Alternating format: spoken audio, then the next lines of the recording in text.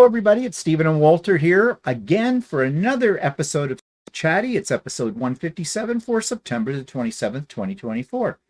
Can you believe that September's almost over? No, I I can't. don't know where the month went. This is what you hear.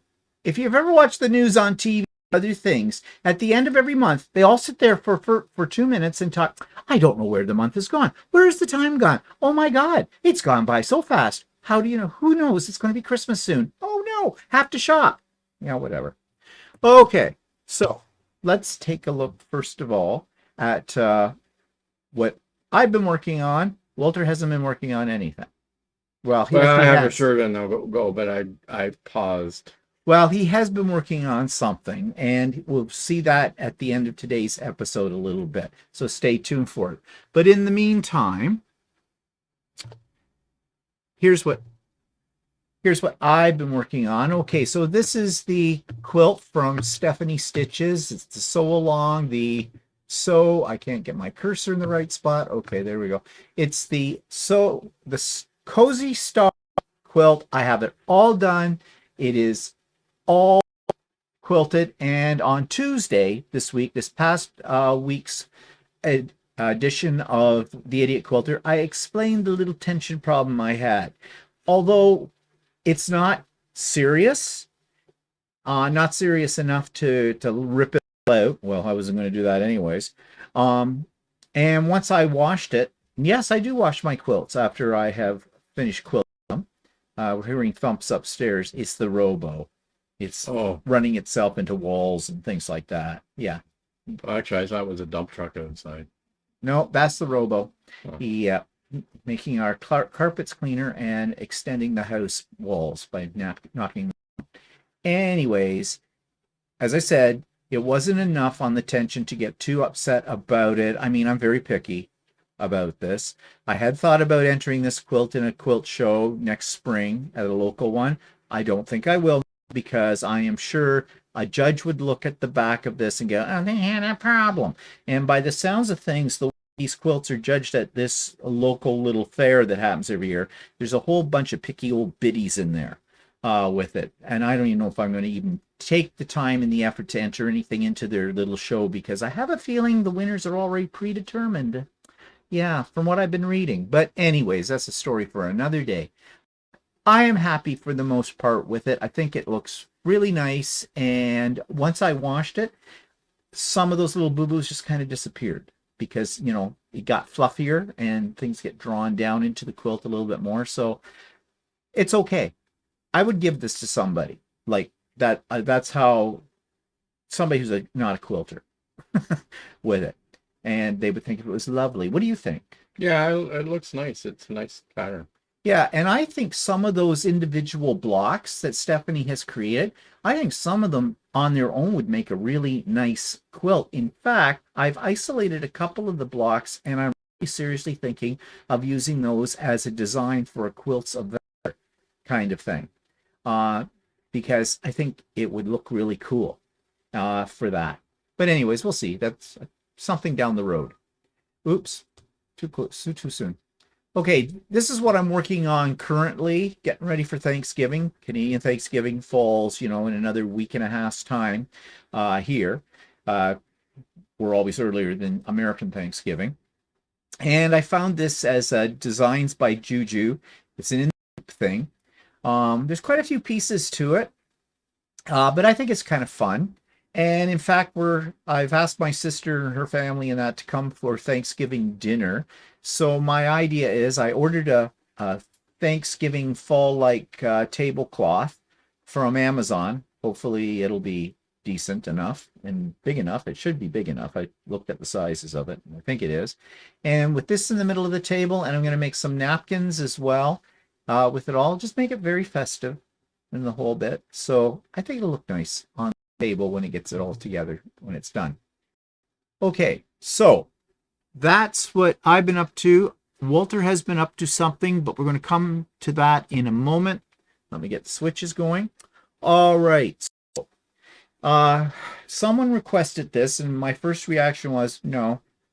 Computer says no, because I think we have done something with this topic before a long time ago, but probably not that extensive. So they wanted to know about feet. The feet that come with your, not the feet on your legs, okay? The feet that come with your sewing machine, and what to do with them. And you know, you usually get, especially when you buy an upper model, they inundate you with all kinds of fancy little feet. And I have only ever used maybe a couple of them out of that set. And what about you? How many? I've used quite a You few probably use feet. more than I do. Yeah, well, you know, I've used, a lot of times you use a foot for a specific function, right? So, I have used some other feet because I've done some garment that required that foot. So, Yeah, I think I use, well, of course, the 1/4 inch, and it comes in various types of 1/4 inch feet. That's the most important one to a quilter. I've used a zipper foot when you're making a pouch bag or something you need a zipper, and I have used the zipper foot. I have used the foot that holds down your button when you want to sew a button onto something. I haven't really used the button holder. I've tried it, but I don't really have much need of yeah, it. But for me, I have used, the 1/4 inch foot and the blind hem foot. They have guides on them. And when I was taught how to sew a shirt, I used both of those to use as a guide to make even stitches down my shirt. yeah. Right. But I've since graduated to using a regular foot for that. And I can't think of any other foot that really used for Yeah. anything. And I've done a pair of shorts before. So you've used the zipper foot before. Um, I've never used, there's a concealed zipper foot that's used for Concealing the zipper. Putting in a concealed zipper. You actually have to have a special zipper for that. Yeah, well, in your little skirts that you make yourself, do you like it from the side or do you like it from behind? Ladies often have a concealed zipper in a skirt or something like that, which I have never put in. But there's a number of those kind of feet, buttonhole or. Okay, but as I'm trying to cut them off right now because we have a whole video about all of this exactly in here, and this is what I'm going to insert here in a second. Okay, now couple of precursors to this video. First of all, this video runs 70 minutes. Whoa. That's insane. Yeah, we really got into this. Second of all, it was very, very awkward in camera positions. We are not professional videographers and we don't have professional equipment for these, as if you're surprised by that. So we did our best to show you what we were talking about. It's not perfect. The other thing was we both are trying to be in the shot. We're at the far end of the room down by my sewing machine. The sewing machine is built for one, not for two. So, okay, I'm making excuses. So bear with us with that. Also, there is a bit of a comedy routine in here because I haven't used many of these feet and Walter's only used a few of them as well.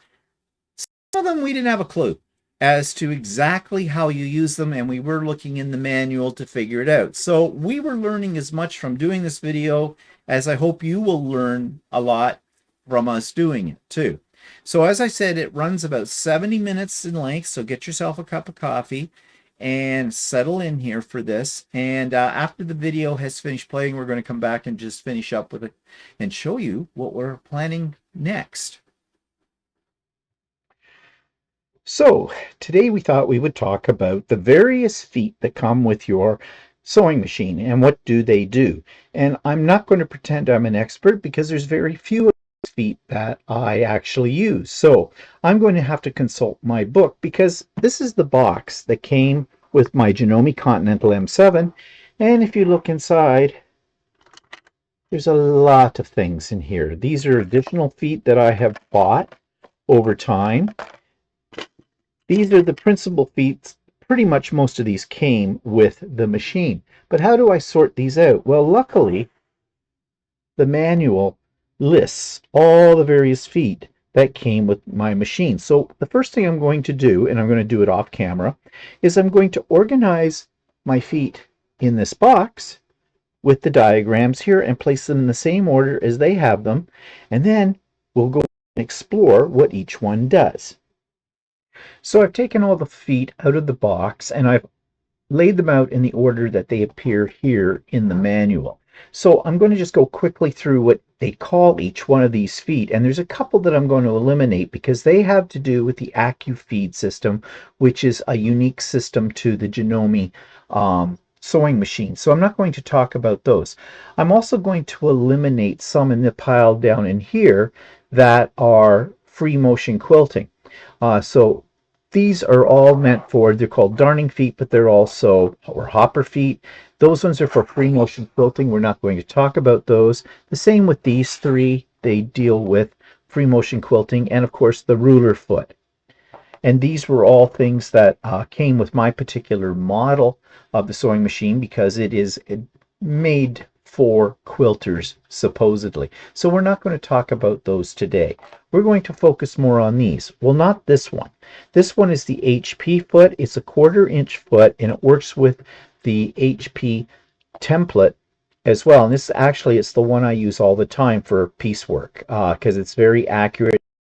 It's very much like having a straight stitch machine when you use this in combination with the single hole foot plate, presser plate, what do you call those? You know what I'm talking about. So we'll take that out of the mix. So these are the ones we're going to talk about now. The first one, they label it as the letter A, and it's called a zigzag foot. And of course you have to use it with the zigzag plate, and that is one that you'll use quite a bit. However, it does have this little spring attachment here, and it's like a built-in hump jumper, or whatever you call it. It allows the back of the foot to come up if there's a high part, so that the foot can sort of pivot a little bit on that. This is a foot that as a quilter don't use very much, if at all. The one beside it is called a overcast foot. We will try this out and see how it works, but this kind of emulates what an overlocker does on your serger, or what a serger does, basically. This is the F foot. The F foot is one that I tend to use this one more with zigzag because it's got the open spot here. You also have a little red mark on here for lining up your needle in the center. So, you know, sometimes you might do a zigzag or a satin stitch off to the right or off to the left, where you want it in the center. So this foot is necessary for that. The foot next to it is called the blind hemming foot. And this is one that if you want to do exactly what it says, a blind hem, probably on a pair of pants or on a shirt, on garments, probably not something you would use with quilting as much, but it does have this little guide on here that comes through on the back. So we'll check that out and see what that's all about. For me, a lot of these are feet that I never touch. This one is a zipper foot for putting in your zipper, and the one beside it is a concealed zipper foot. So we'll look at those a little bit. I don't know if I'm going to get into sewing a zipper with them, but we'll talk a little bit more about them. The one beside that is I have to look at my book here because this one I don't have a clue what that one's for, but it says it is the rolled hem foot. So again, you can make your sewing machine with these feet emulate what a serger does. We'll try that one out. That sounds interesting. This is another open-toed F foot, and it's the same as the first one I showed you up here.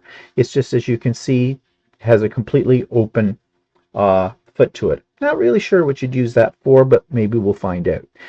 This is the T foot. The T foot is meant for button sewing. I have used that. Love it.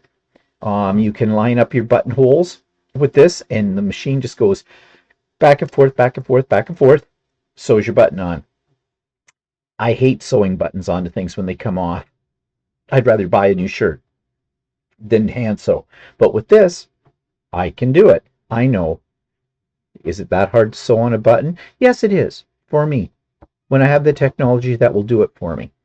Okay, and this is the O foot. They call it O foot, and it is a 1/4 inch seam foot. And this one has a guide, as you can see right here on the side.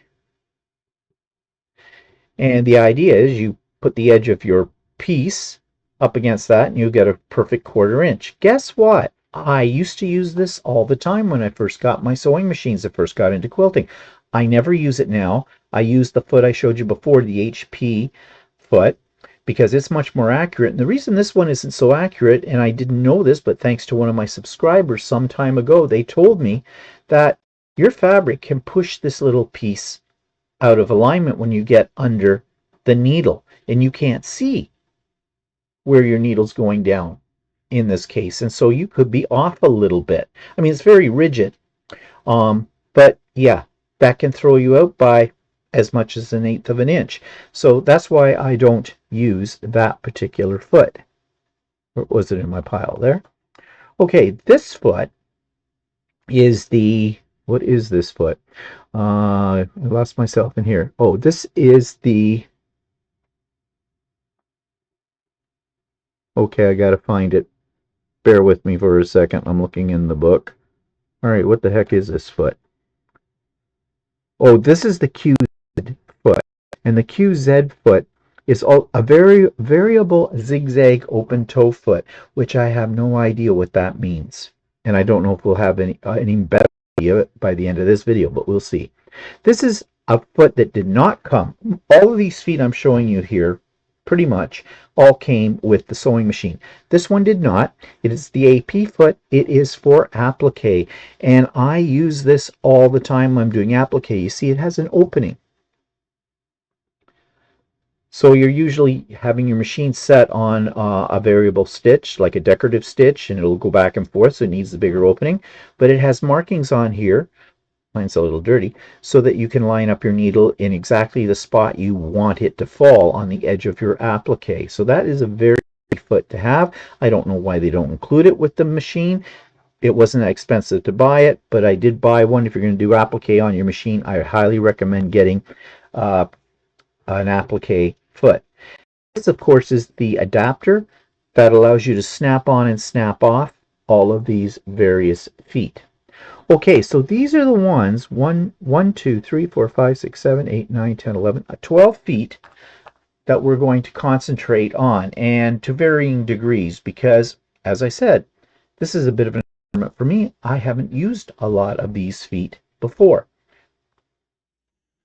Okay, so you see I've got Walter now in the sewing room with me. I've already gone over the basic feet we're going to take a look at. There is 12 to 14 of them because Walter brought a couple of feet down that I don't own that he has that he uses at times.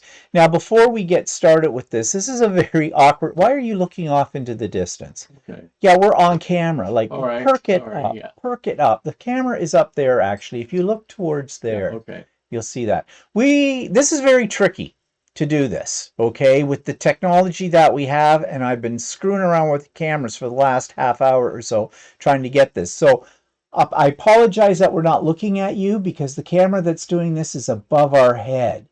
And we are going to switch to a closer view of the sewing machine so you can see these feet in action, but just bear with us, okay? And so I've already listed the feet. I went through the manual. One thing about Janome manuals, and maybe this is true about all manuals in sewing machines, they have horrible indexes. And if they have an index or table of contents, Janome does not have an index. It has a table of contents, and it does not follow any kind of logical order that I think most humans would think you should. So when you're looking for what these feet do, and you're looking for instruction from the manual, it's very difficult. So what I did was that page I showed you at the beginning where all the feet were listed that came with the machine, I have written beside each one of those the page number as a reference to how to use these feet. Okay? I don't use these feet. And Walter only uses a minimum number of feet. And we're going to talk about some of the feet that we don't use. And try to make it sound like we do use them. And that's very confusing, I know, but we don't know what we're doing. So what else is new, you say? Anyways, we're hoping that what you get out of this isn't so much of a live demonstration of how to use each foot, although we will do that in some cases.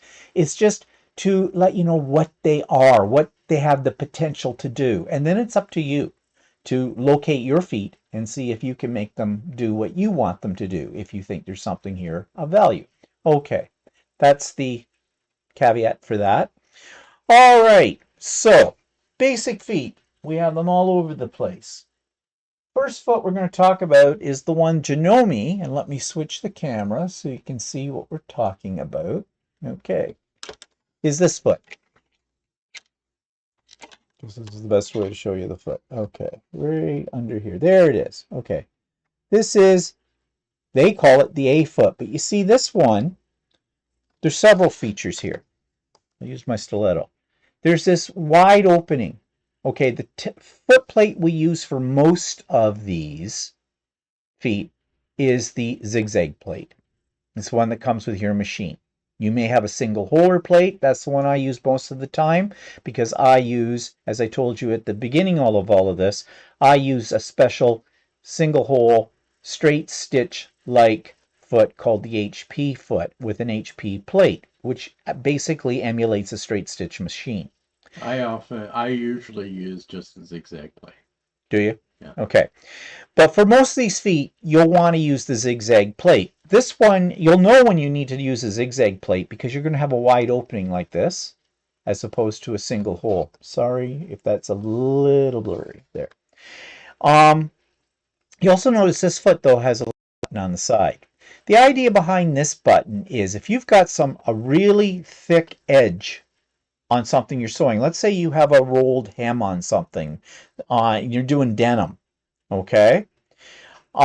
This is what they call basically a built-in hump jumper. Yeah, like if you have a thick bag seam or something like that, then you have to it's on different levels. Like the seam is higher than the rest of the material.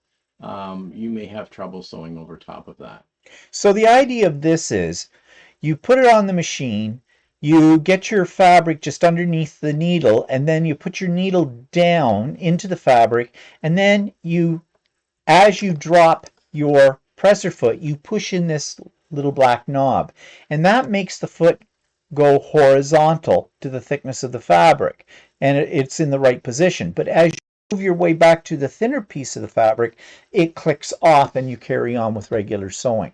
I know that sounds very complicated. I don't use this. Actually, I tend not to use it. I've tried to use it a few times to do that, to the actual function. Yeah.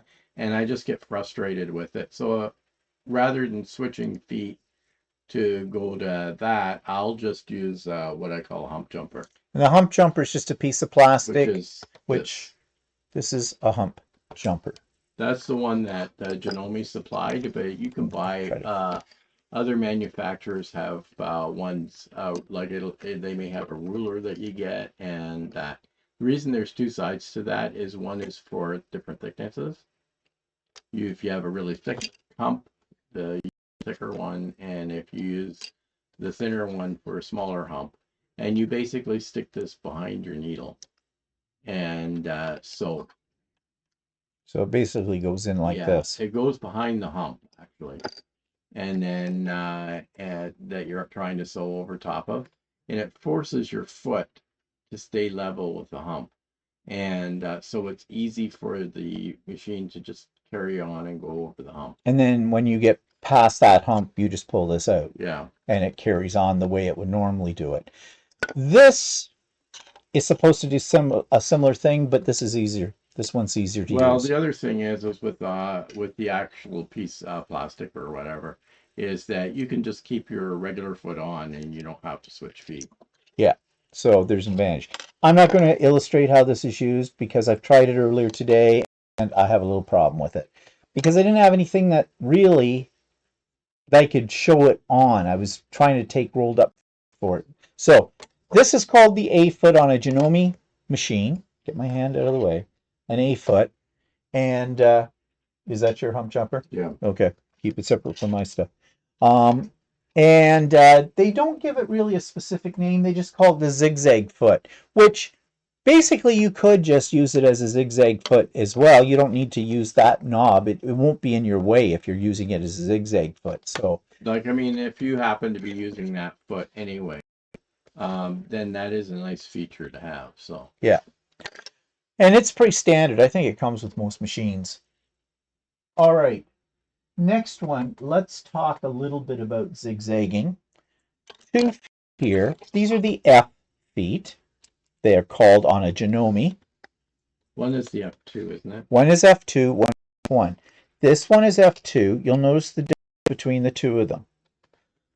The F1 right here has an open foot, but it has it's got part of it is covered up, and there's a little red. Get the light back on. There's a little red arrow. I don't know if you can see that. That's the one I use the most, actually. There's the camera. Trying to get this in so you can see. Oops. There. See the little red dot? It's actually a little triangle. That just shows you the alignment of your needle.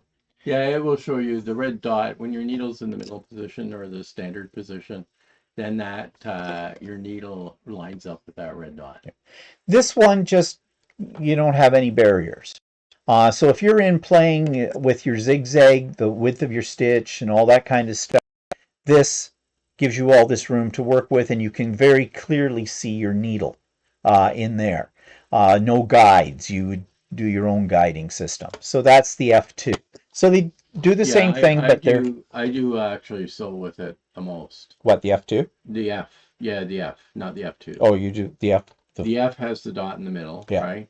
If I still have the needle in the middle position and I sew fabric to the edge of that foot, then I get a 3/8 inch seam. And if I move the fabric, if I leave the needle in the middle position and I guide the fabric through the inside of the foot on the edge, then I get a 1/4 inch seam. Okay, so you have to play around with it to see what works best for you. I don't use these 2 feet, not for quilting. Okay, next foot. This is an interesting foot. This is the one that I used to use when I first got into quilting because it has an edge guide. This is a 1/4 inch foot. It has a 1/4 inch seam, and you press your fabric up against this little black edge that you see. Plus you have to set your needle at a 1/4. And you set your needle at a 1/4 inch. Now my machine defaulted for that, but I'll just show you when I put it in. And by the way, this little gadget's here, everybody's familiar with it. This comes on and comes off, but this is for quick release and quick put on in the Janome machine. I know in the Berninas, I think you have to screw every foot on because they have very elaborate feet, which cost a lot of money. But on the Janome, it's just what I just did. You just drop the foot down with this device on it, and it clicks right into the little bar for you.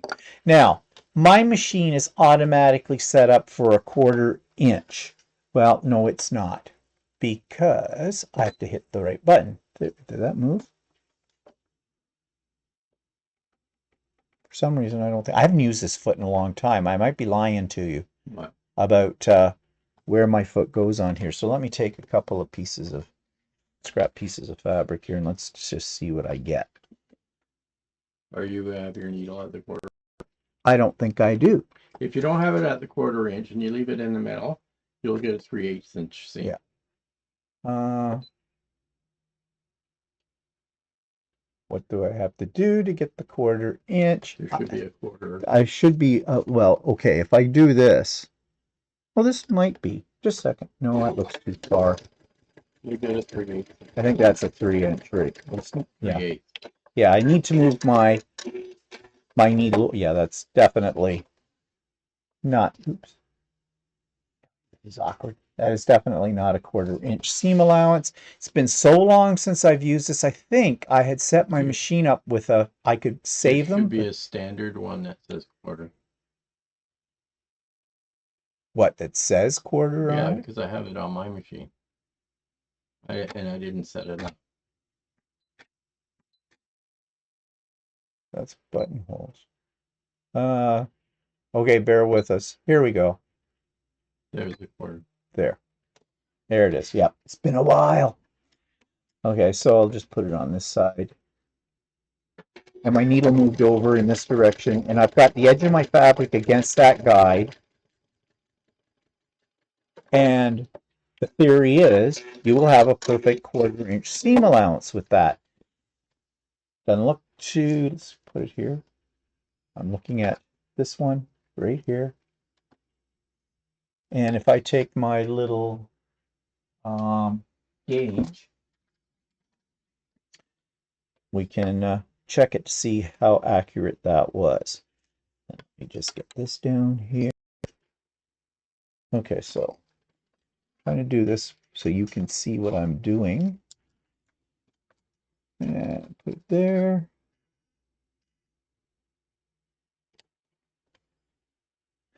And that is showing nothing. Well, you can look at my little ruler too. Oh, let's use your little ruler.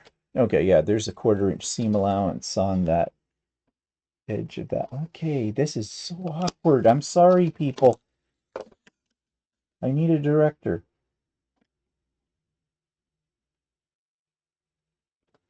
Yeah, that's pretty good. I've got it lined up here. This is the 1/4 inch. And so that has, I know you can't see that.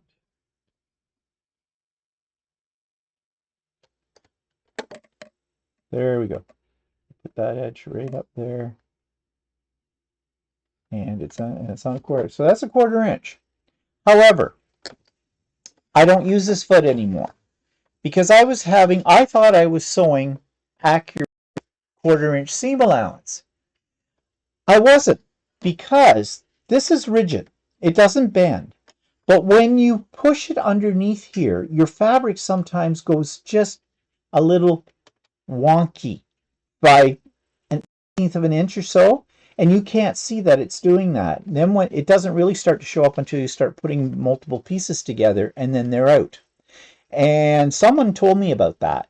So that's when I went to the HP single holder foot that I showed you earlier, and with the HP plate, and nothing bends. I can see my needle all the way through with that. I know exactly that's going to be a 1/4 of an inch because you line it up with the edge of the foot. So yeah, if you're not worried about how accurate your 1/4 inch seam allowance is, this will work. It's within the ballpark.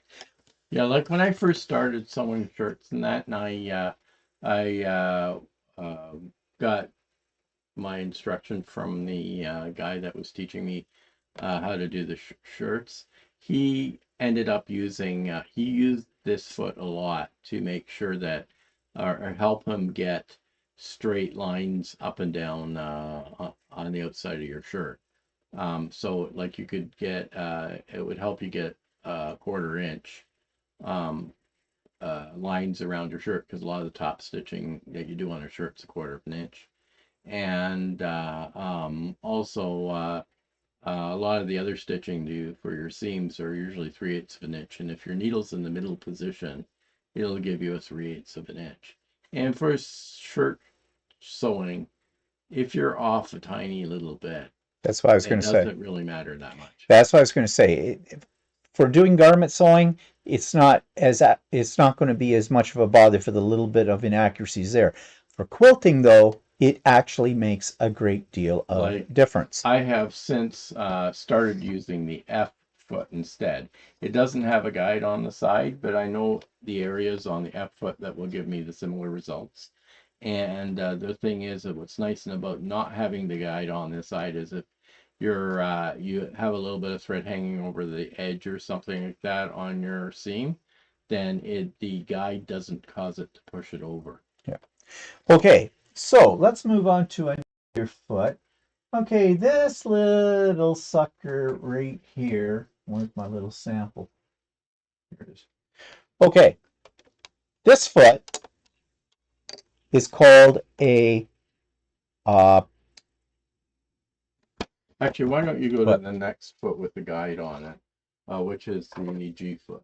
Oh, okay, if you insist. Why? What's this foot? That's the blind hem foot. Oh, blind hem foot. Okay, we'll put that over to the side. Okay, so you're doing a pair of pants, and you don't want to see the hem. Well, actually, that foot, explain that foot has a guide on it, but it's in the center of the foot. And if you pick the foot up, you'll see the guide sticking out a bit underneath the foot. Here, point it level so the foot's level. You'll see it stick down. What? You mean put down this way? No. It's very awkward. Like, see it Oh, stick okay, out? there you go. Oops. Okay, go back into the camera shot. See it sticking out. Yeah, okay. So it will help guide your fabric. You have to fold your fabric in a certain way to use this for a blind hem. And I was experimenting a little bit earlier, and I can't find Well, the to piece. be honest Oh, with here. I have never done a actual blind hem. This, I don't know how well this is going to show up on the camera. But But the idea is when you're doing pant bottoms of a pant bottom, there's actually a special stitch for blind hem on there. yeah, I know. Doing a pant bottom, you know, like you want to hem up your pants, so you get like a tailor will do this. It will be like a hidden hem where you have, if you look at a pair of pants that are hemmed, you'll often see a little teeny dash or a little teeny dot all the way around the outside of your pant where it's hemmed and it's stitched on the inside. Probably. Okay, here. This is, I just folded my fabric like this to simulate that. And then I would line this up. Now, this machine, and again, this will depend on what you've got, but my machine has a setting on here for blind hem. It tells you which foot to use, which is the G foot, which is what we have on here. And you can do it with, it's got a special stitch for woven, so quilting cotton is a woven fabric, or a stretch knit, which changes the thread, the zigzag of it. It makes it, like, because it's stretch, it lets your stitches stretch with the fabric a little bit more so they don't pop out. But I've just got it on the woven, and there's that little thing here, the little guide, and I'm putting the fold that I made in this fabric against that.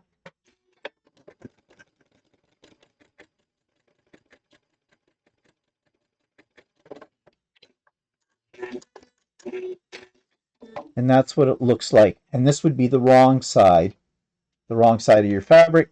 This is the right side. No. Actually, you shouldn't see that. How come I got both? That's because you didn't do it right. Anyways. What did I do? No, you got to make it like it's a hem, right? That is a hem. Yeah. Okay. Okay. Now turn here. Hang on. You turn over the fabric here. That's your hem. Oh, I see. I did do it right. It's just I didn't show you the right side of it. Okay. So, wrong side, right side. So you see its little dots. Yeah. So you might, when you're doing hemming your pants, you wouldn't use white against black. You would use black thread with white, with black fabric. Well, right? you would match your thread color to your color of your garment, and that way you wouldn't see any of these little. They wouldn't be as visible. Yeah, with it. So that's how you do blind hem. Never used it. That was the first time. I have never used that either, but it's also a foot that a lot of people call a stitch in the ditch foot. Oh. No, it is a blind hem foot, but a lot of people will use it as stitch in the ditch foot. Oh, okay. Right, because it helps you guide inside what do you call it? A ridge. Yeah, a ridge in your fabric, right? Now, I've used it in garment sewing too, with the guy that taught me how to sew, to help me get a 1/8 of an inch stitch along the side of that, like sewing a pocket or something like that. Now, I don't use that foot anymore. I just use my F foot still. But it did. You're first learning to sew. It actually does a good job of helping you, guide you to do that. Now, when I want to do a top stitch, I use one of my AccuFeed feet for that, and I don't use this. But the thing is about these feet too, they tell you they are meant for something, and then sometimes they'll say they're meant for one thing and one thing only, but not necessarily. You can, like this one we've said, you can use this as the blind hem foot, but you can also use it for stitching in the ditch. Now, Janome does produce an actual stitch in the ditch foot. And it's very similar to the blind hem foot. It's an S foot. The blind hem foot is a G foot. The S foot has a more pronounced center section to it, more pronounced guide. If you take your finger Take off, my finger. Well, I'm trying to take my finger off it, but you know. okay, you can see it There. more there. It's more pronounced. It's actually a deeper foot. Now, I've never used this foot. I have one. It's an optional foot, and but it is the one that was meant to be used for stitching in the ditch when you're doing quilting. Yeah. So you can get a foot for almost everything. All right. Give that back. Don't get it in with my stuff. Now that takes us to, let's talk about zipper feet. There's a couple that this machine come with. I don't do zippers very often.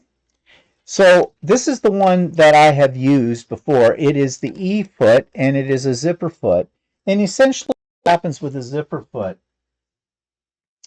is you want to sew your zipper in so it's very close to the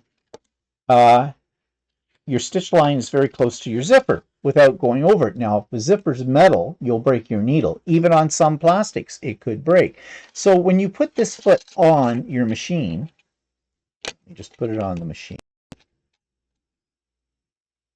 Okay. And there's two little openings on either side of this, little indents. There's one on the left side, there's one on the right side. To start with, if I wanted a stitch. So basically, it allows you to stitch very close to your actual zipper. That opens. Oops, and I should get to a straight stitch here for this. And that's in the center. Now I need to move my needle. You move your well, actually, if I just go into here and go to, that's a zipper. I don't want a lap zipper. Back up. Fancy machine. Fancy machine, but because I don't use most of these on here, well, I just moved it over. Well, yeah, but I'm doing it the modern way. Okay, so here we go. So it's moved my needle over. You could do it manually too. Moved it over to the little hole that's right in this part here. So my needle doesn't hit it. But now I line up the edge of the zipper with the... You're doing that wrong. Oh, I'm doing it on the wrong side. Gotta go left side, yeah. Left, right, whatever. All right, now I've got things all tied up. Are you completely confused? Okay. Actually, I'd want to do it this way anyways. I'd want my fabric on top. But, so. I am definitely directionally challenged here. All right. There we go. Fabric in the zipper. I'm putting this, I'm just going to drop the foot. And you see I've got it right up against the zipper edge. And for some reason I'm going back and forth. I don't know why. Oh, it did a lock stitch. Okay. It must have a lock stitch for the beginning of this. But anyways, it's running along the edge of that zipper. I'm not doing this very neatly. But you get the idea. It gives you good spacing for it. Yeah, it's designed for you to sew close to the edge of the zipper. And of course I did that on white so you can't see it. But you can see it on the other side though. So you see I've got a stitch very close to the edge of the zipper without going over it. And then I would do it on the other side and presto bingo, I've got my zipper put in.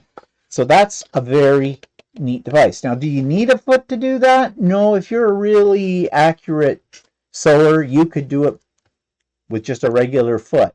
But the problem with a regular foot is it's going to go over top of your zipper. Well, yeah, actually, yeah, it'll go over top of your zipper.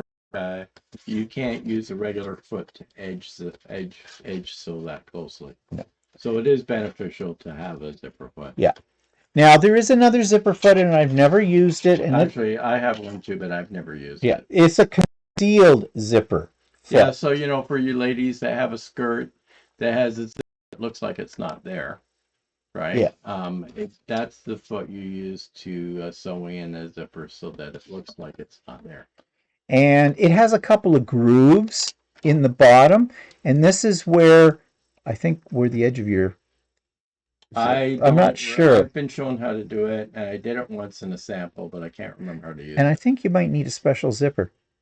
You Yeah, might, you need a you concealed need a zipper. concealed zipper. So this will fit into little grooves that are in here, so as your guide underneath. But we have never used a concealed zipper. I haven't had to do it yet, but I mean, if I ever need to do it, then I've got a Then we, concealed zipper. What? yeah, And and supposedly, from other people that have used it, they say it's very easy to use. So yeah. I mean, all of these feet are very easy to use. They do make your life a lot easier. The trick is using them enough times. And like I said, we don't. So that's why we're sort of bumbling our but way it through is this. probably a good thing to have, especially if you're a lady and you decide to sew Yeah. clothes. Okay, shall we move to this torture device? And this is the M foot, and this is the overlock foot. Now, we talked about overlock before. Another word for an overlock machine is class serger. Right. And you know what a serger does because we've already demonstrated that in our series on sergers and cover stitches. And it basically will bind your edges of your fabric. It cuts the edges off too while it's doing it. Well, this isn't going to cut the fabric, but it's going to give you an overlock stitch. So if you've got something that's fraying or you doing a special seam, you could do it, I guess, with garment sewing. Not as most convenient. Yeah, I don't because I have an overlock machine. I use my overlocker, So you can and see what I've this never looks like. used that. But So essentially how this works is when you get going, it's passing thread across, there's little wires in here. And that's what makes the overlock stitch, the way that it positions the thread as it's sewing through. I can't explain it any better than that. So I will show you what we're talking about. So we're going to attach this to the machine and attach it the right way.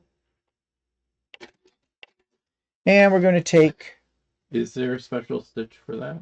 there is a special stitch for that, a special setting on this machine because this machine has lots of special settings. And let me see, just go in and find it. And it's the, oops, and go up here to over edge, which is the overlock. They have three. They have over edge for woven, which is quilting cotton essentially, over edge for stretch or knit fabrics, and over edge for heavy. So if you were doing something like maybe some upholstery material or something like that.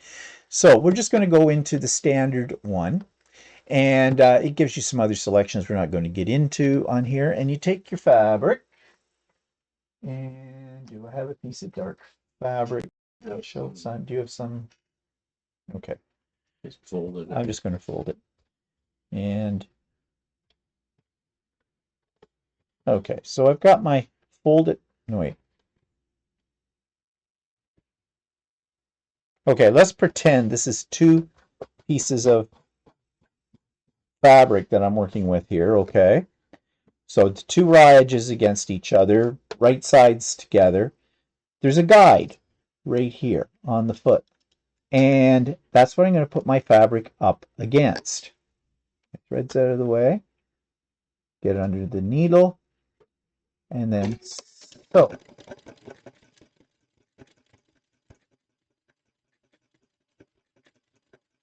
Let's do a little more speed.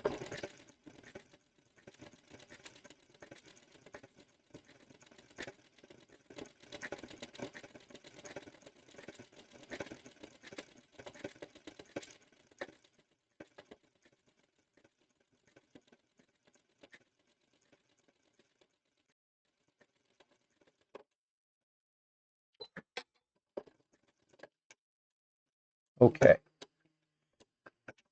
So you can see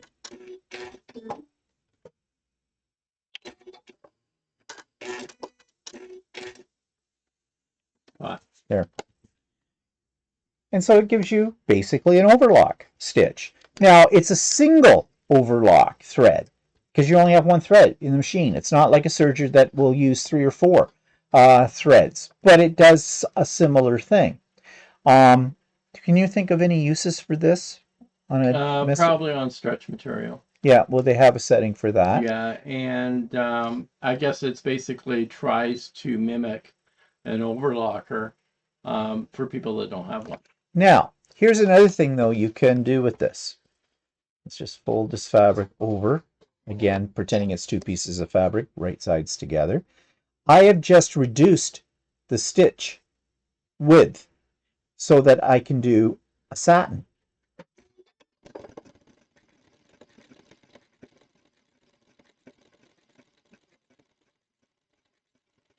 Yeah. I have trouble getting started. May have had a little trouble getting started with it. It's not the best thing, yeah. Not the best thing for maybe doing a satin stitch, but you can reduce, like what I was trying to show you basically is you can make a little closer. You see how wide that stitch is? Well, you can make a little, reduce that.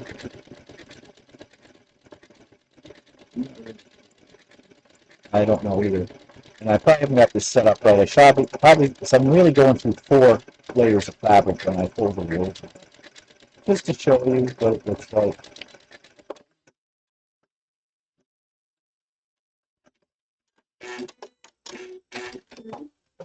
Okay, so not the best sewing job, but you can see you can make it a little closer if you wished. If there was a purpose for that. I don't know what. I mean, you have to sort of use your imagination for some of these feet. So yeah, the play. But yeah, I think it mimics the overlock feature. Again, if you have a serger, you wouldn't use this, probably. Unless it was a tiny little piece and you didn't want to get your serger out, if it wasn't already set up or something, maybe you could do that. Actually, if you had some fabric that was fraying, you know, and you wanted to do something quick to stop that, you could probably use it for that too. Or, you know, if you don't have a serger and you pre-wash your fabrics, you've got some that you know is going to fray really badly before you pre-wash it. This would be a quick way to do that too. Do you agree? Yeah, I think that would probably work. So there are uses for that. But it doesn't. I would think that not all machines have that feature. You have it on your machine. Yeah. I do have one of those feet as well. It came with my machine. So, and my machine's not as fancy as yours. So no, but it's essentially what it is my machine has something that'll do some presets, but all the presets that are here is just stops. It just allows me not to have to worry about going in and manually setting my stitch width and my stitch length for it. If you've got this foot, you're just using a zigzag stitch, a basic zigzag stitch. And you can adjust the length of a zigzag stitch and the width of it on your machine, no matter what kind of machine it is. So you don't need, this is just a little fancier thing that a computerized machine may have on it. But you don't have to have that to do this. You just need this foot, the overlock foot. Okay, what's our next foot? Messed up my feet. What's this one? Did we do this one? What number is it? G? That's a G. We did a G. We did an O. We've done those. We've done. Oh, this. We didn't do this. Okay, this one I played with earlier. I've never used this foot before. This foot is for doing a rolled hem. Again, the reason I never. Let's see. Get it in the shot here. The reason I never use this foot is because I have a serger. If I want a rolled hem on, I'll use my serger.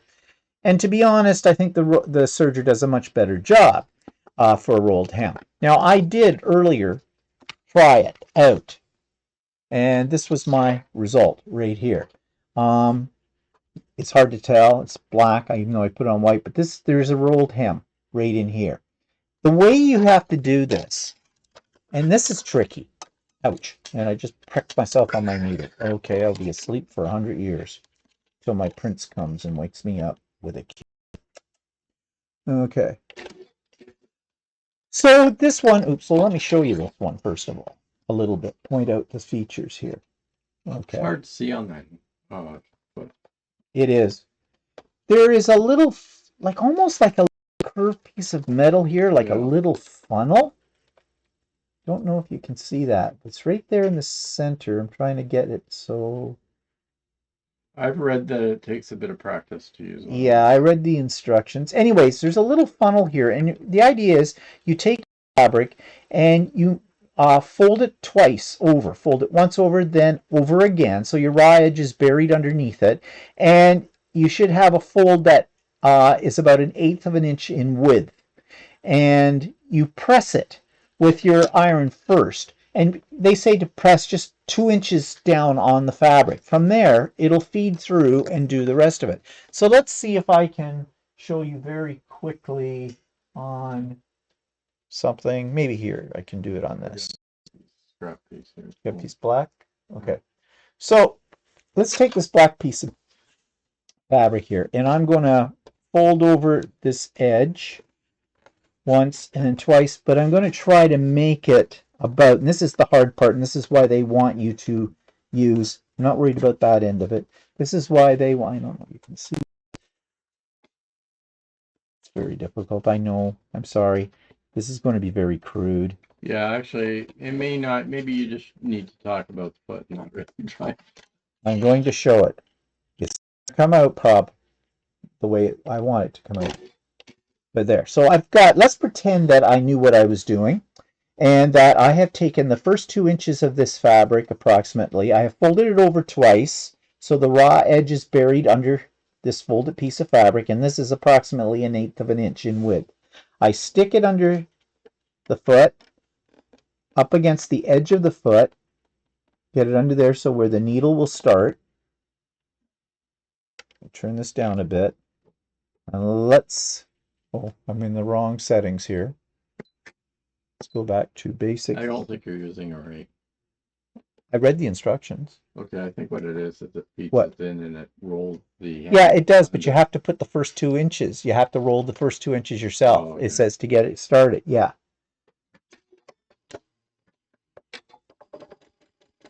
So it feeds through, and it basically folds the fabric under itself, and I don't think it's going to. No, it's not going to work because I did it wrong.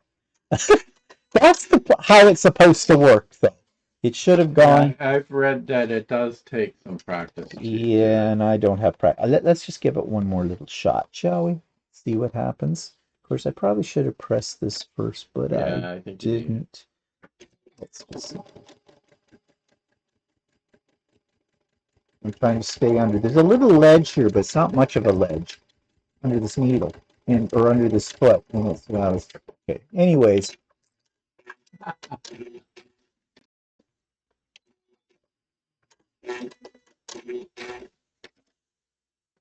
Well, it did start to work. Okay. But you get the idea. That would be a nice rolled hem if I knew what I was doing right with it. But yeah, I use a serger. It's another reason to buy this. If you're going to do a lot of rolled hems, I recommend a serger. But with practice, and I did do it on here, and I did it better on this piece. It's just that you can't really see it. But there it is. That's a rolled hem on either side. It's a little crooked. What do you want? I think that particular one is used more for people that do governance. Yeah. Yeah, I've never used it. A lot of people will use that. Actually, it might be used like on the bottom of a shirt or something. Yeah. Like personally, if I was going to make napkins, I think I would just do a manual hem. I would just fold the fabric over once, press it, fold it over a second time, press it, do a straight down along the edge of the fold of that. And that would be what I would do for hemming up napkins, rather than screwing around with this. Although maybe if I had a lot of practice with it, it would be great. I don't know. But it comes with your sewing machine. Well, it came with my sewing machine. Okay. We talked about, so we haven't talked about this one. We haven't talked about this one. Okay, this one I don't know what it does.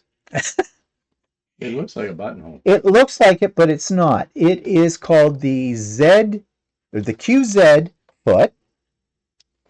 And you see it's got this wide opening here, and it's got 2 bars for attaching it, because some do, and they attach, there's a little spot under here where they go, and underneath the front to secure it. Now, let's see if my sewing machine has a thing for this, because I think it does. It's called a veritable zigzag.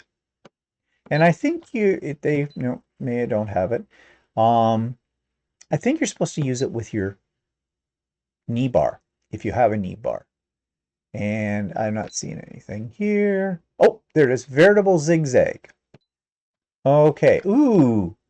And a lot of this is for free motion too. And what it does is it basically starts your stitch thin at one end, the zigzag sort of thing, and it gets wider in the middle and goes thinner at the other end. But there's like 6 different settings here. So let's take the one that's called Zigzag Stitch 1. This is now falling more into the decorative stitch things.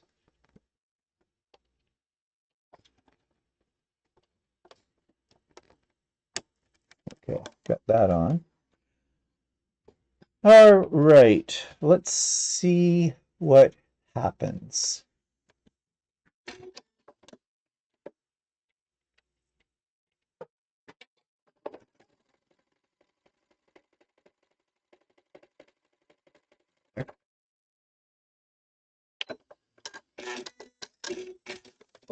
Well, I don't know what that was supposed to be. Oh, it's a very tiny little stitch, but it looks like a straight stitch. Could it be, yeah, it could be zigzagging. I don't know. Did you make your stitch length really short? I didn't touch the stitch length. It did its own thing with it. So, I really don't know what it's doing.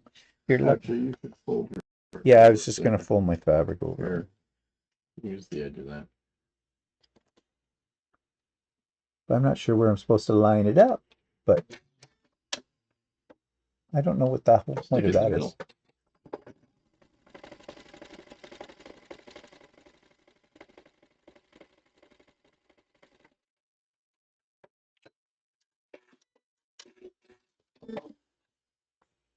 Well, that's not doing anything.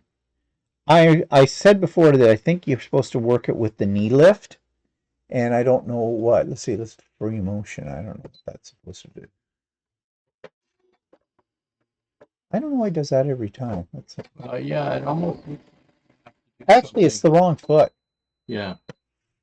That they're saying you should have the PDH foot. I'm just Yeah. unthread at my machine. Okay, so bear with us, people. These are all the kind of experiments you should be doing yourself, but we're doing them for you. You're welcome. Well, when you got an idiot operating something. Oh, there was no garbage can there. I just threw thread on the floor. Okay.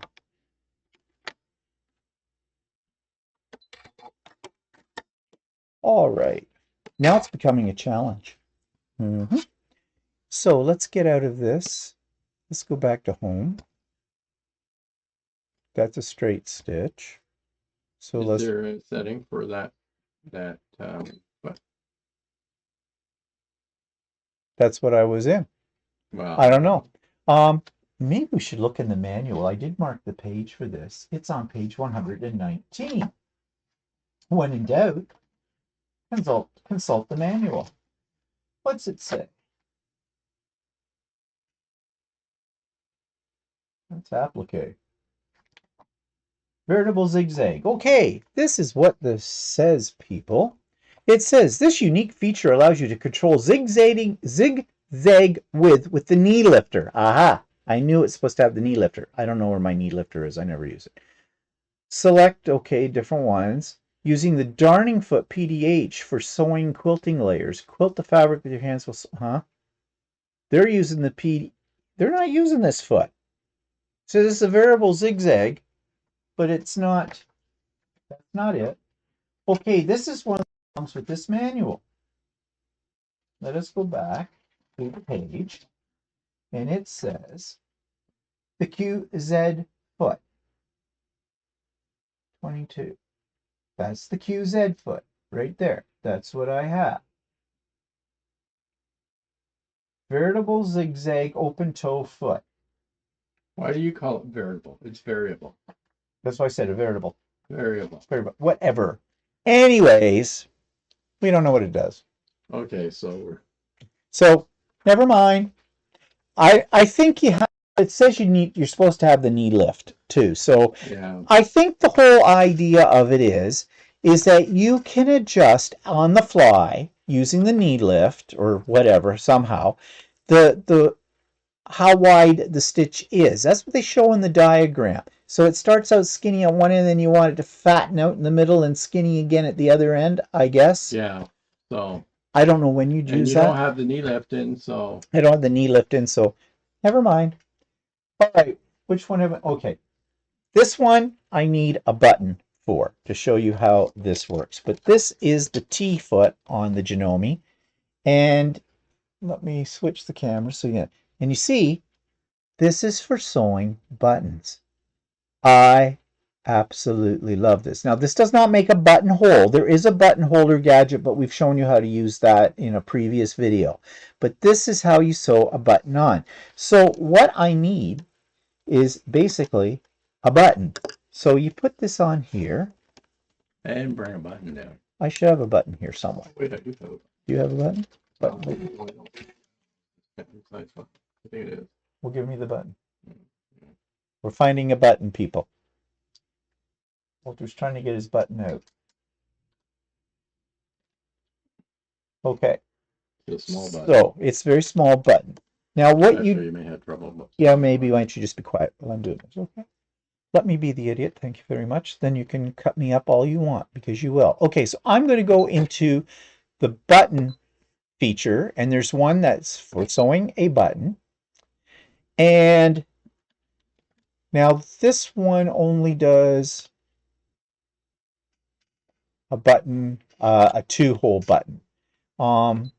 There is a way to do a 4-hole button because I've done it before. But anyways, I'll just illustrate with the 2-hole on here. So what you have to do is you drop the presser foot, you put this in this little holder, but it's a small button. yeah, it is. And your foot may not fold it properly. no, so it won't. You probably need a bigger I need a bigger button. But the whole point of this is you get your button in here and you line up the needle manually so it goes through the first hole. Then It's supposed to sit on the button. Oh, is it? Yes. That's why you shouldn't use that one because they're tricky to sew. I've used that. Anyways, I don't. Collar button. I have buttons up there on the top. You can see this is buttons. Oh, we're so well prepared. No. You see buttons? Yeah, Walter's getting the buttons. Buttons, buttons. Who's got the buttons?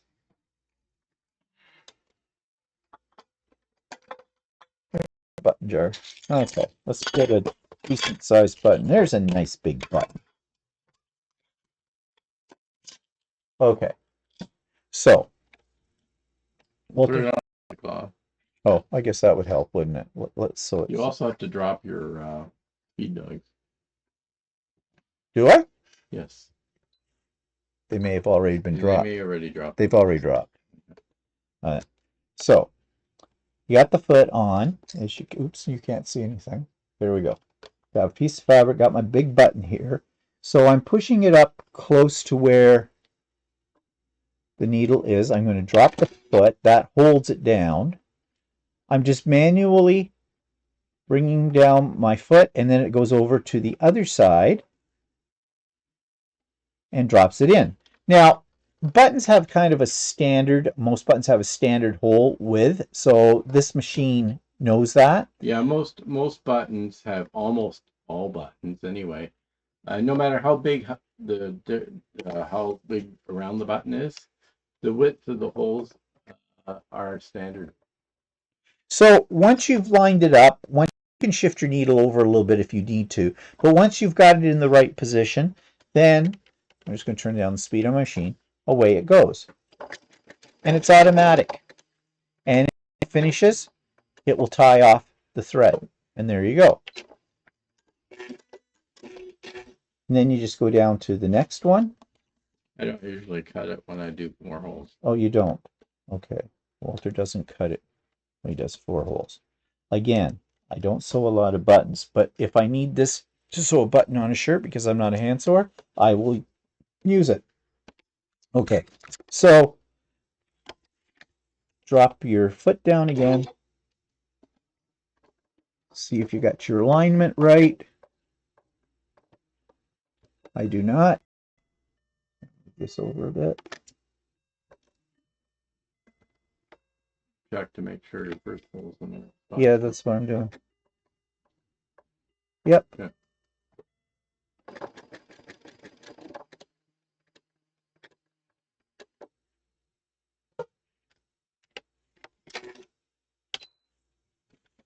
I should have cut the thread first, but I didn't. Anyways, it usually does this a little bit neater. It's a mess back. Oh, look at that. But that's because I did it quick. But, oops, all right. Go the other way. I'm trying. Go towards me. Okay, button. Who's got things alive? There we go. So there you go. It sewed my button. And that's a foot for the man. Makes life a lot easier, especially when you have to sew a lot of buttons on at once. Especially when you gotta put all your buttons on. Mm-hmm. So, anyways, that's another very useful foot. Have we covered most of the feet? I think we have out of it. Now there are one foot I did not cover was the applique foot, and that is right here. This one did not come with the machine. This one I bought, and I love it. It is great for lining up your applique if you're going to do machine applique. And it works really easy. If you notice on here, it's got the opening, the large opening for your zigzag. Because your decorative stitches, your blanket stitches, or whatever you're using for your applique will need that bigger opening. You have a little mark here, a little indent, and you have some marks along here. And you line up your needle depending on where your fabric is. With that, you put your fabric at the edge of this inside part of the foot. So if I take 2 pieces of fabric,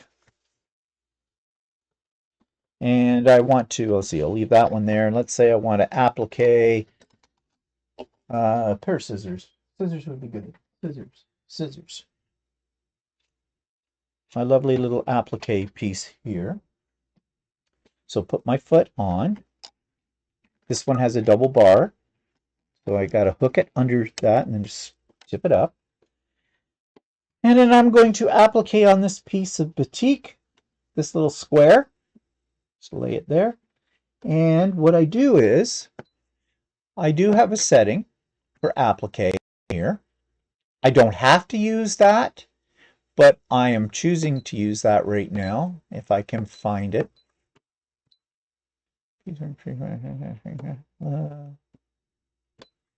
It's here somewhere.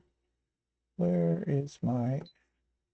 There it is, applique. Okay, and there's a variety of stitches this allows me to choose from. I'm going to just take the one it defaults to, and I line up the edge of the fabric. This is very difficult to see, but there's a little cut here, right by the edge of the foot. So that's the edge of my fabric. I'm lining it up, and I need to lower my presser foot. And I'm going to turn down my speed a little bit. And my thread just came out. Okay. It's probably time to, okay, where's the bloody garbage can? I'm used to being over there. Okay, people. Bear with me. Oh, my goodness. It's Saturday all over again. Okay. I've got it threaded. I've got that set.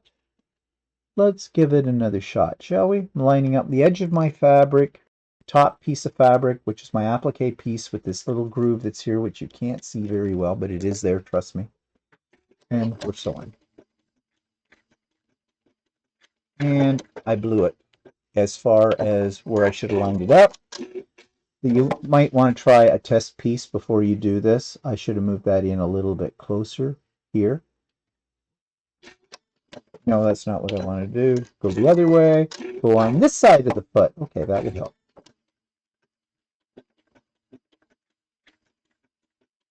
And still not perfect, but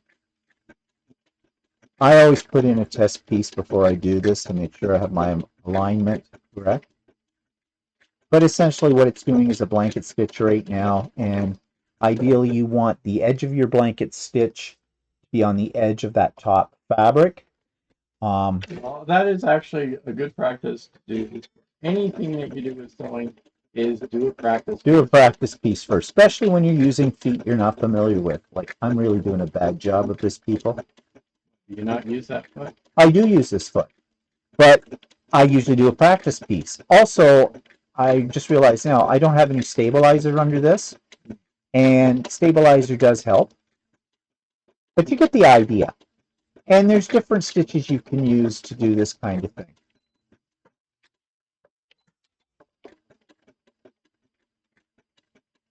And stop. And cut. Okay, so there you go. Not my best work, but you get the idea. And like I said, you do a little practice piece, you'll know exactly where to line up, how to line up your fabric the way you want to, and away you go. And once you get going with it, it goes very fast.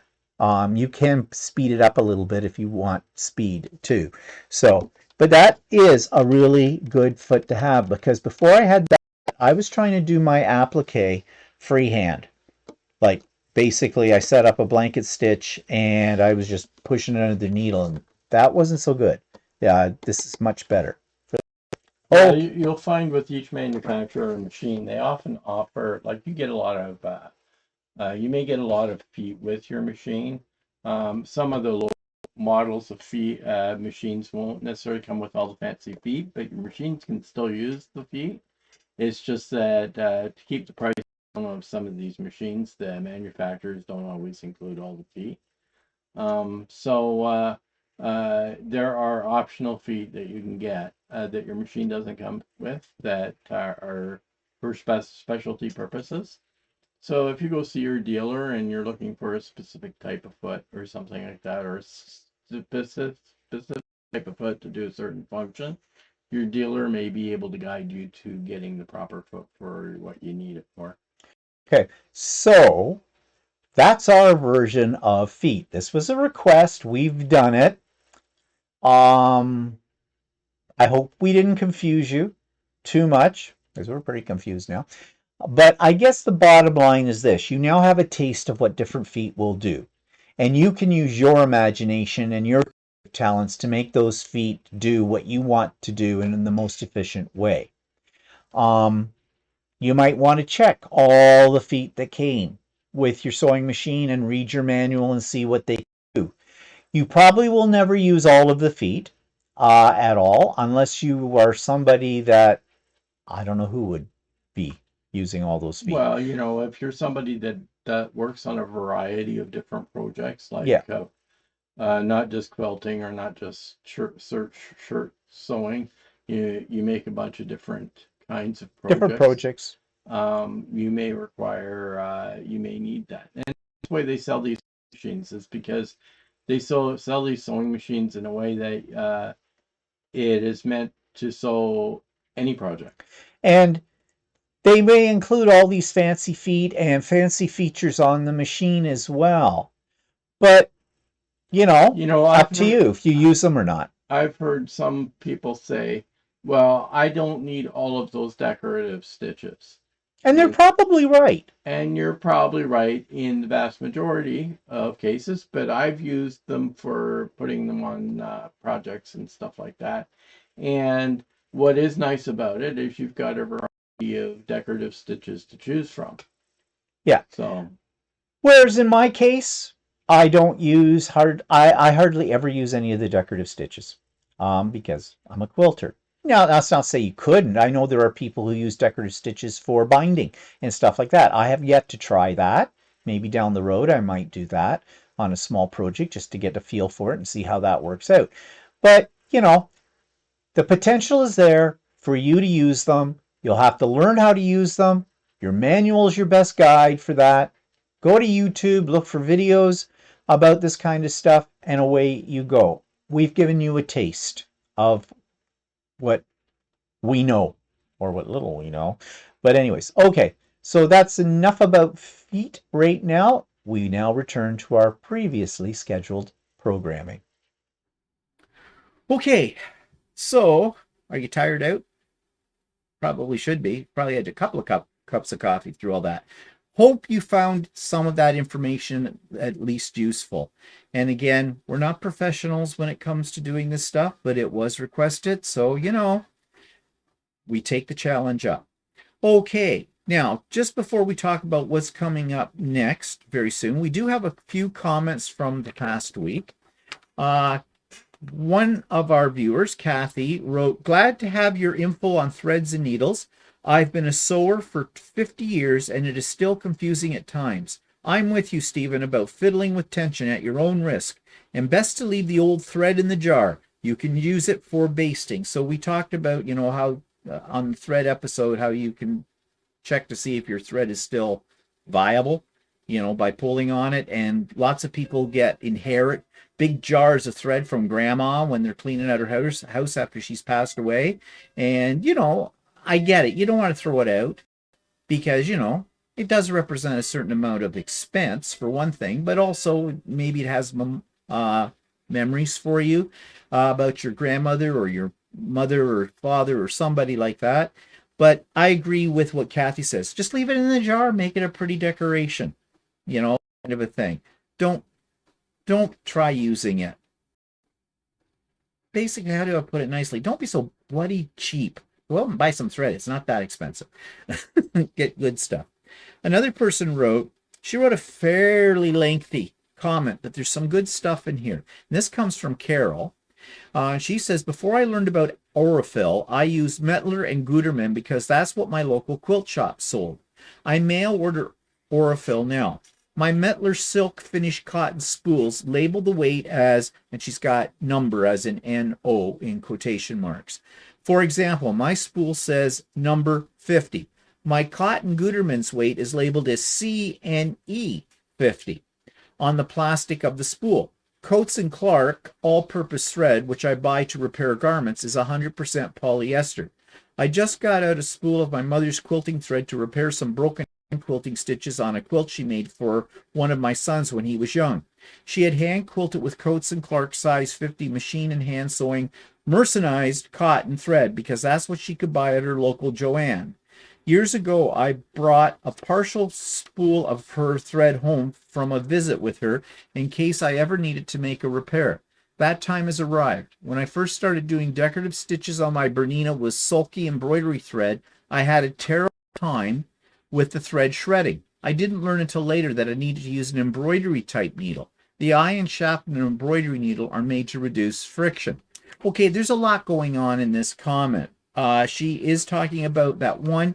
It's very confusing to find what the size of the thread you're buying is because sometimes they don't mark it in a logical spot, if they mark it at all. Yeah, like I have a spool of Mettler and it has no markings on it at all. So, that makes it very difficult. I wish they would standardize this stuff in the industry, but they don't. So that's a problem. And then she mentioned Coates & Clark's all-purpose thread, which she uses to repair garments, and it's 100% polyester. And, people have their feelings about polyester versus cotton and that kind of thing. Polyester has its place, especially modern polyester.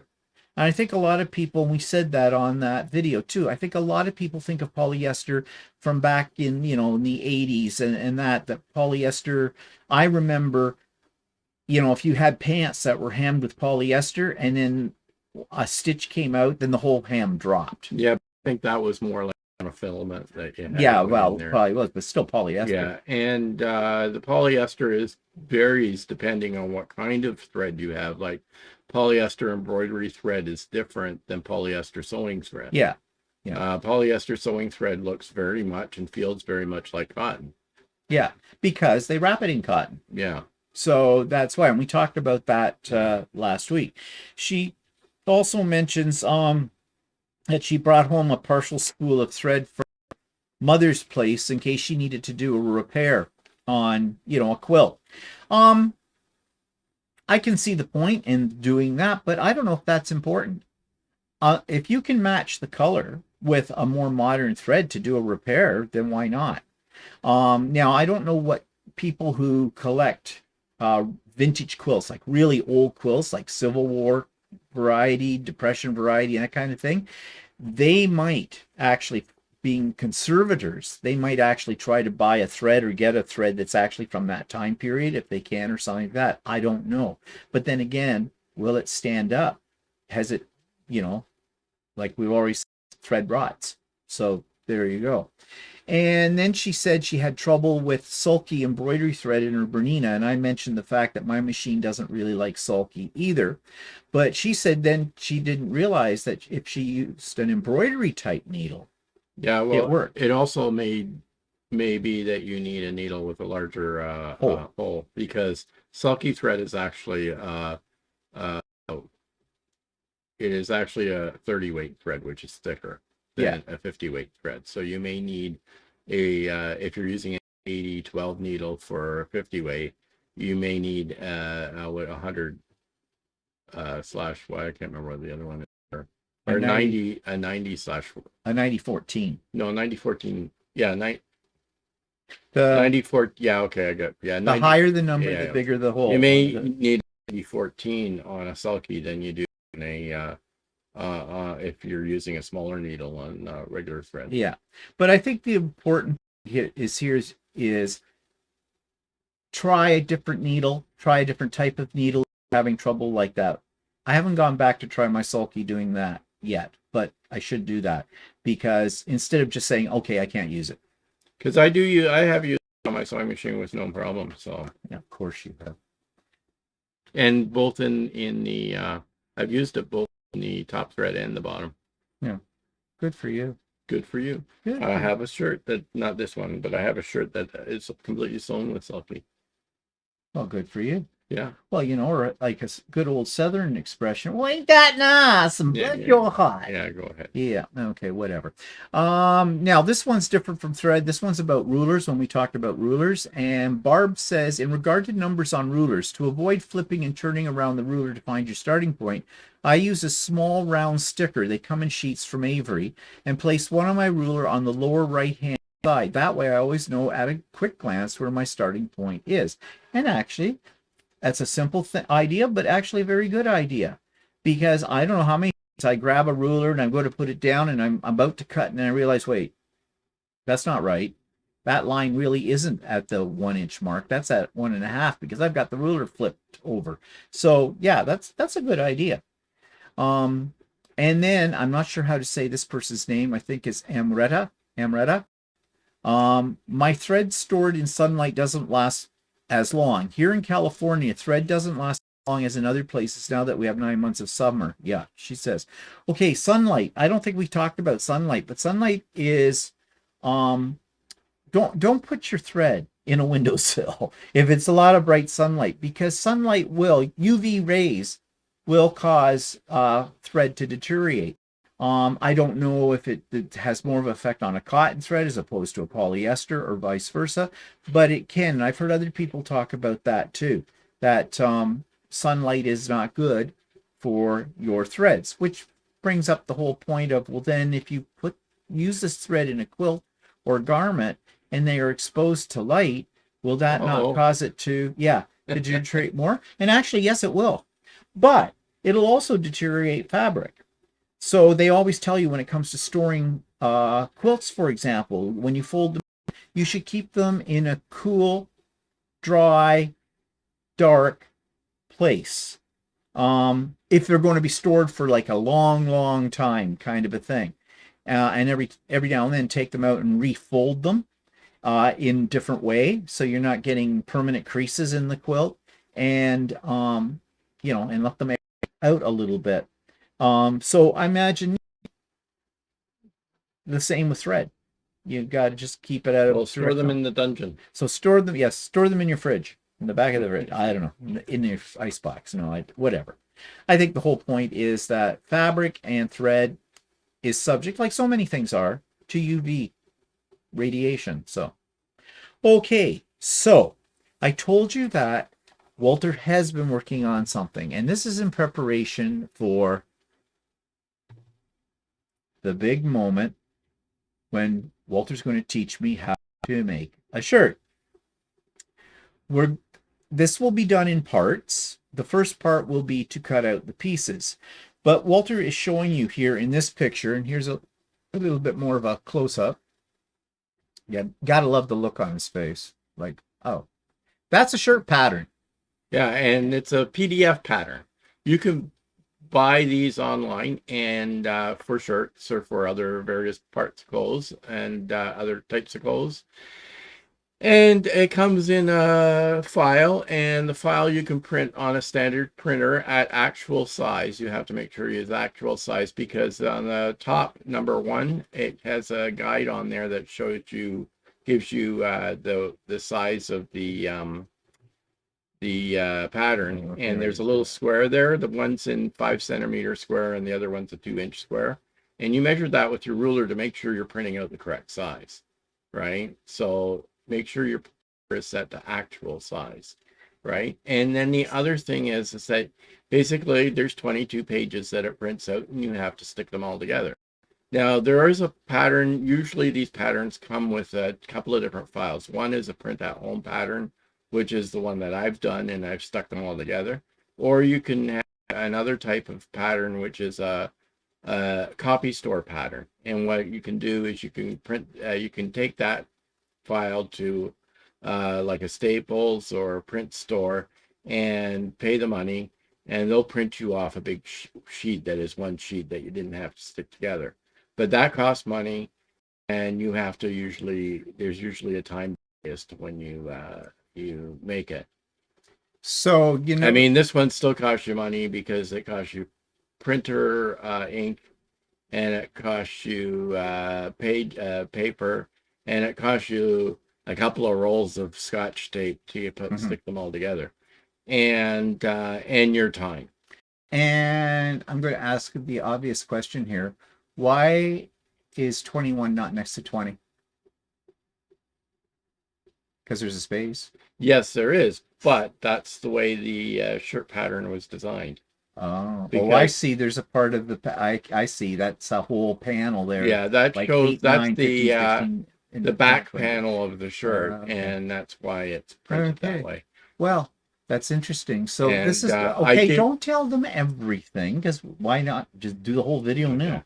We haven't done that. I just I'm gonna tell them this is you have the pattern in the show notes. It's called the Gosling, and I have made one alteration to the pattern, Which and- you'll talk about when we get. I will talk about, but I want to say it now just in case somebody goes out and buys the pattern.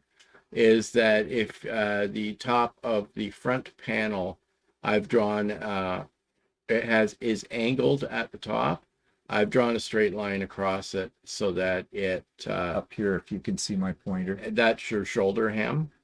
The shirt is designed as if it's a Western style shirt with a cutout in the front, and I've chosen not to do that. I do a straight seam at the shoulder. So as Walter said, there are 2 links in the show notes below for this pattern. One is the Canadian site, and one is the American site, and it is a paid pattern. How much do they charge you for it? Do you remember? I think it's about $12 Canadian, No, 12 to 14, depending on where you buy it from. Okay, so there's links there in the show notes if chance you want to get your hands on this. Now, our whole procedure for this is, in a sense, it is not a true tutorial. It'll be Walter telling me what to do, and then I'll be doing it, and then I'll screw up, and he'll tell me how to unscrew it, and then they'll be yelling, and they'll be bloodletting, and they'll be shouting and crying, all of that, and that's just from me at it all. But Walter's making one at the same time too. So yeah. Now this is we haven't really decided yet whether we're going to do this record. Well, we are going to record all of it, but whether we're going to release it in bits and pieces from each week, so it'll be a while before we get it there, or it's going to be just released as one huge video. We'll have to wait and see. I have a feeling it might be better if we release it in pieces. Yeah, I think it might be. So the first thing will be Walter's going to show me how to read a pattern and what I have to do with the pattern to cut out my pieces. That would be the first segment of this. So stay tuned. Don't know if that'll go up next week. I'm actually kind of hoping it will. We have to coordinate our schedules. My people will have to talk to his people, then there'll have to be a lunch hour meeting, and then possibly a late night kind of meeting with drinks. I don't know. We'll see out of it all. So that's coming up. So we'll busy piecing his little pattern together here for this. So, okay. So I think that's it. But as always, if you have topics that you think we should explore further and do on here, please let us know. We've had some really interesting things that people have asked for, and we've been trying to accommodate as best we can with those. So sure, if you've got some more ideas, let us know. Worst thing that can happen is we'll ignore you. Whatever. Okay.